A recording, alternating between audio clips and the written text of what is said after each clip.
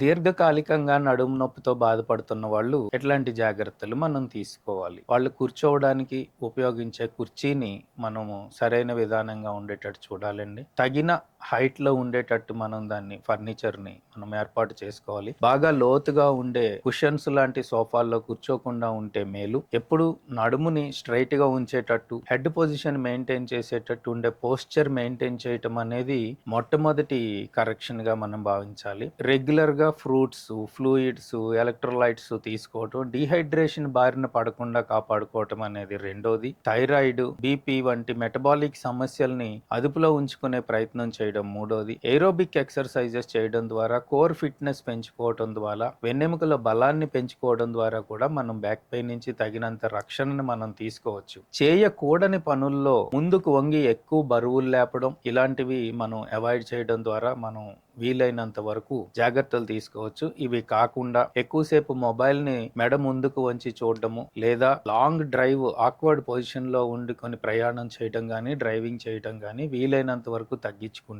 నడుము నొప్పి నుంచి మనము ఖచ్చితంగా ఉపశమనం పొందొచ్చు.